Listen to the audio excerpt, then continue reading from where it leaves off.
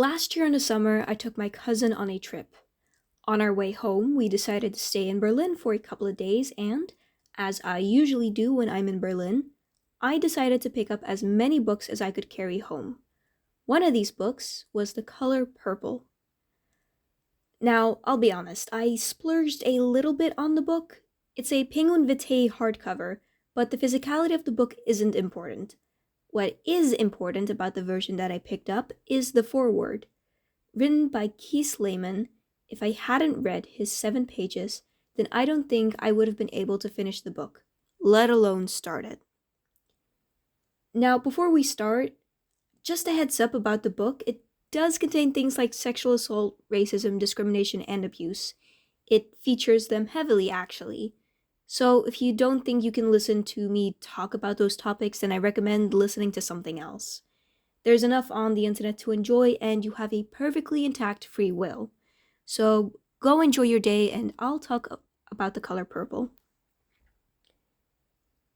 I'll be honest, I didn't know the history of The Color Purple when I picked up the book. I'd heard about the book before, but only in title, and that alone was enough to entice me to get it. It sat on my shelf for a while until I couldn't find my copy of A Language of Dragons for this podcast. Now, switching The Color Purple with A Language of Dragons might be one hell of a switch, but again, I didn't know anything about The Color Purple, not even the summary. It's on the inside of the book, and I might have slightly left it wrapped in plastic until I had to pick another book to read about 2 weeks ago now. My thought at the time was, oh well, I haven't read this one yet. And those were not words I expected to lead me into a coughing baby versus nuclear bomb situation, but it did. The Color Purple is a series of letters written by and written to Sally, a black woman in the early 20th century in rural Georgia, deep in the south of the USA. Most of the letters are written to God. She tells God about the things she can't talk about with the people around her. And that's not because there aren't any people around her. It's because she is surrounded with people, but is still incredibly alone. Her mother dies at some point before she's 14. After that, her father starts sexually abusing her, and she's forced to give birth to 2 children. Both are taken away from her when they are maybe a month or 2 old. She has a younger sister that she's doing her best to protect from the abuse, and she succeeds in that until her father marries her off to a man that's trying to marry her sister. Luckily, her sister, Nellie, leaves the house not too long after Sally moves in with a man whose last name we never learn. Throughout the book, Sally always calls him Mr. but I'll talk more about that later. Nellie stays with them for a couple of days, but leaves soon after to strike out on her own, and as she leaves, Sally begs her to write. After that, Sally is alone. She has a husband who just married her so she could take care of his children. Those same children hate her, she can't go back to her father, she has no mother, and despite her pleas, her sister doesn't write. There are people in her life, and yet she is so incredibly alone that the only person she can write to is God. What follows is years of suffering for Sally. It's not much of a life, but she survives.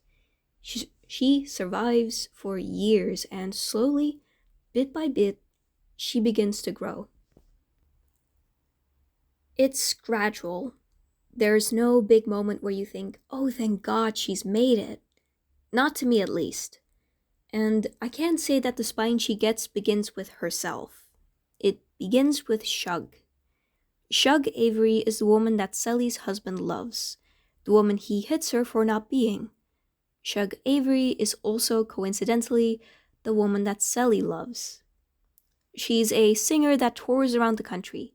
People from their town call her the devil, but at the same time, just like all the places that Shug goes to, they're also captivated by her when she comes to sing.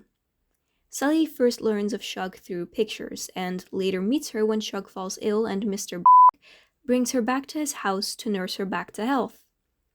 At first, Shug doesn't like Sally, but that definitely changes. I feel comfortable saying that the two do fall in love with each other, that it happens somewhere in the middle and again in the book at the end. Sally's whole journey is kind of hard to capture or describe. The book covers her life for decades, starting up slowly when she's 14 and then barreling into what she has at the end. But Sally's love is a focal point for me. In the beginning of the book, she doesn't love anyone except for her sister. And that love persists for decades, even after Nellie disappears off the face of the earth. And then Sally also loves Shug. And when the two grow closer and Shug also falls in love with Sally, the two make a discovery. Nellie has been writing letters. She has for years. But Sally's husband has just never given them to her. Shug has a lot more sway over Sally's husband than Sally herself does, to the point where she actually does know his name. It's Albert. And Albert is a lot more prone to Shug than he is to Sally. So when Shug tells him to stop hitting Sally, he listens. When Shug takes Sally to Memphis, Mr. first protests but eventually lets her go. What's most important here, I think, is when Shug inadvertently helps Sally discover Nellie's letters. She also gives Sally the courage to just take them. They're in a suitcase where Mr. keeps some of his things, and they span years, starting from right when Nellie left Sally's home to where she currently is. Nellie tells through her letters that she left because Albert tried to pursue her. Turning down his advances, he curses her, telling that he'll never let any of her letters reach Sally. A promise that he keeps until Shug breaks it. On advice from Sally, Nellie goes to a pastor's house where she's surprised to meet his wife and two children, Olivia and Adam. They're Sally's children. She moves in with them and eventually moves away with them to Africa as missionaries, where she then details in her letters the consequences of colonialism that she witnesses firsthand. The pastor's wife dies in Africa, at which point Nellie learns an important truth not just about the children, but about her and Sally's own father. The man who had raised them wasn't their biological father, but their stepfather. Olivia and Adam aren't the result of incest. The pastor's wife passes away shortly after Nellie learns this, and sometime later the missionary group is temporarily forced back to England, trying to ask the missionary society there for relief for their hosts in Africa. While there, the pastor and Nellie get married. They later move back to Africa and stay there for a few more years. Adam gets married to a girl named Tashi, and when their time comes, the family of 5 moves back to the United States somewhere during the Second World War. It's at this point where Nellie gets a telegram that her sister and her family's boat was hit by a German bomber. They are presumed dead. Everyone around Sally believes that Nellie will never come home. But Sally doesn't believe that for a minute. If Nellie is gone, then how come she can still feel her? God hasn't told her that she is dead, so when their stepfather dies and Sally learns that he's kept her and Nellie's inheritance from them, she moves back into her childhood home that's now legally hers, and she prepares it for when Nellie comes back. Because Nellie will come back. While in Memphis with Shug and some others that came with them, Sally learned to sew well, and now she's started her own pants business. Shug finds someone to fall in love with, a man, and she goes off with him for a while with the promise to Sally that she'll come back. In this time, she grows closer to Albert, who has changed, and she doesn't forgive him. They don't get back together as a married couple, but they do become friends, and Sally becomes content. Shug comes back to them, and finally, sometime before the 4th of July, when a car comes up to the house, 5 people climb out, and just like Sally knew, Nellie is home. For the first time in, 30 years? The sisters are reunited and the book ends. I skipped over a lot of things in the book. I haven't even mentioned Harpo, Sophia, and Squeak or Mary Agnes, let alone Odessa and her husband, and the many children that come up in the story. But hey, summaries are summaries to make things short, If you can stomach it, then definitely go read the book. The story itself has deep roots in feminism, black feminism to be specific, and for a book from the 80s, it also goes on to show a surprising depiction of queer love that aged like wine in my opinion. Sully's and Chug's love is messy, but the two just live messy lives, so it makes sense. Their love bends, breaks, heals, and grows, but most importantly, Sully grows beyond it. She doesn't outgrow it. I don't think Sully could ever outgrow Shug Avery, but she learns to be at peace with herself with or without Shug. I think that Sully has always been in love with Shug. Ever since seeing that first picture, she can't hate the woman who loves her husband, but she can hate Albert because Shug loves him and not her in the beginning. There is something definitely satisfying when Shug and Sully fall for each other, and something so utterly devastating when Shug meets a man that catches her interest and Sully is left to stew. But it's not just their love that the story revolves around. Another epicenter of the story is community, and there's a focus on the people who make those. There is a distinct lack of it in the beginning when Sully goes through the sexual abuse. There is no one who stands up for her. Her teacher goes as far as to ask her stepfather to let her continue school, but even when she sees the pregnant 14-year-old, she falls quiet and leaves. Sully has always been vulnerable, and in that vulnerability, she was taken advantage of. Maybe if she wasn't alone, then there would have been people who would have stood up for her. Maybe there wouldn't only be letters to God, but there aren't. And so, until Sully learns that Nellie is alive and well in Africa, all the letters she writes are addressed to God. It's not the biggest community in the world, but by the end, when the sisters are reunited, Sully has enough people to excitedly introduce her to. People she has come to trust and rely on, whose story she knows and who know hers. I'm happy that she manages to come to a point in her life where she feels at peace. There are things that will always stay with her. There's no revenge she could have that would satisfy the damage done to her. But the book doesn't center revenge. It centers Sully. It centers her life where people come, go, and some come to stay. It's not flawless, it's not comfortable, but it's her life. And as a black woman who lives in the rural South, I can't really imagine a point where she can live fully comfortable. With the racism that went on in that time and in that place, that comfort just doesn't exist. The reason for why Sully and Nellie have a stepfather in the first place is because their biological father was lynched. His dry goods store was doing too well, and the white businesses around the area were mad that he was taking business away from them.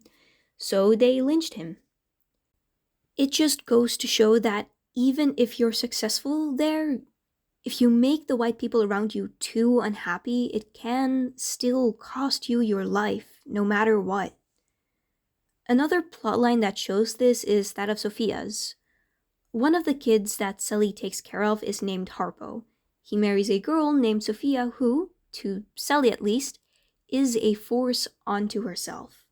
She's bullheaded, certain of herself, strong. It gets her in trouble, but she's also the type of person to get herself out of it. If Harpo hits her, she hits back. If they fight, then it's definitely not one-sided.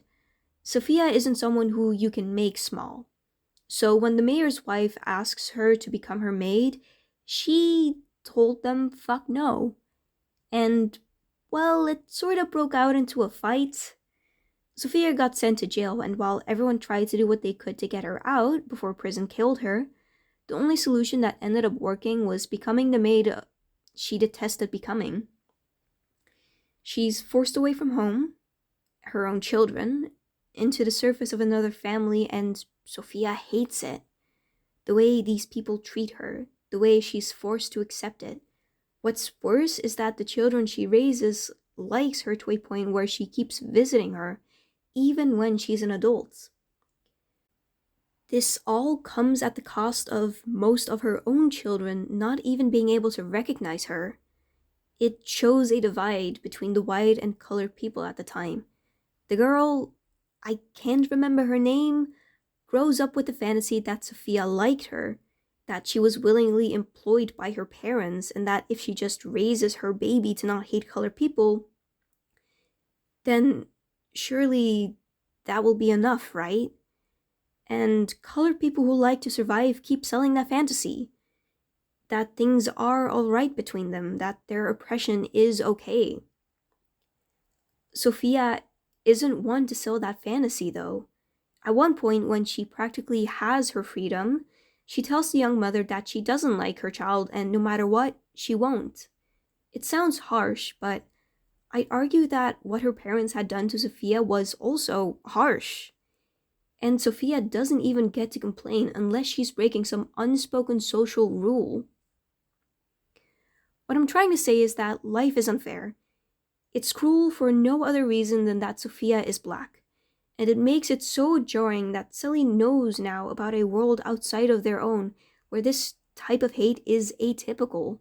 It might still be there, but it's not as lynching present as it is in the South. And this is not all to say that black people don't have fantasies too, namely about Africa. In her letters, for example, Nellie expresses a grinding pain for the lack of understanding that the tribespeople she is staying with have for the fate of her ancestors, the ones that were sent as slaves to the Americas. There is a type of wanting of Africa that Nellie directly derives from history. In her eyes, it's a sort of homeland that's kinder to her than America could ever be. But the tribespeople don't share these feelings. In her eyes, they don't think of the people they sent away to slavery. They don't even consider them Africans. Yes, they're black, but they're all black. It's just the white people that are weird. It's painful to see something that Nellie identifies so much with just sort of being thrown in her face.